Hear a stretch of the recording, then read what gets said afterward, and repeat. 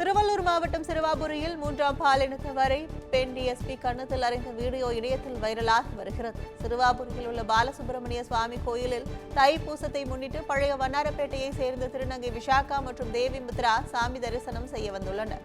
அப்போது அங்கு பாதுகாப்பு பணியில் ஈடுபட்டிருந்த பெண் டிஎஸ்பி சாந்தி யாசகம் எடுத்து பக்தர்களை தொந்தரவு செய்கிறீர்களா என கூறி திருநங்கையின் கன்னத்தில் அறைந்தார். அப்போது அங்கிருந்த திருநங்கைகள் பதிலுக்கு டிஎஸ்பியை அடிக்க பாய்ந்ததால் பரபரப்பு ஏற்பட்டது.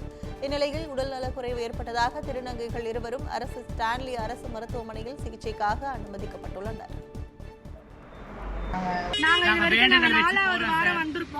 இது வரைக்கும் ஒரு நாள் கூட நாங்க கையை தட்டி ஒருத்தர்கிட்ட 10 ரூபாய் கேட்க எங்களுக்கு அவசியம் கிடையாது. நாங்க ஒரு வேலையை செஞ்சுட்டு இருக்கோம். நாங்க வீட்டோட நாங்க ஒரு பிசினஸ் பண்றோம்.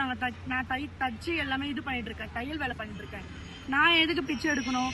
இந்த சமுதாயத்துல இருந்து எல்லாருக்குமே சமுதாயம் தான். அதை நாங்க பேசிக்கிட்டே இருக்கும் போது அவங்க என்ன பண்ணாங்க, ஒரு பெரிய பெண் அதிகாரி ஒருத்தவங்க வந்தாங்க. திடீர்னு வந்தாங்க. அங்க சம்பவம் நடந்துட்டு இருக்கா. அவங்க ஒண்ணுமே கேட்கவே கிடையாது. அதாவது எதுவுமே என்ன நடந்ததுன்னு கூட கேட்காம என்னை ஒரு அடி அடிச்சிட்டாங்க. பலாருன்னு அடிச்சதுனால எனக்கு ஒரு மாதிரி எல்லாருமே சுத்தி பார்க்க எனக்கு ஒரு அசிங்கமாயிடுச்சு. அதனால கொஞ்சம் பிரச்சனை ஆன மாதிரி.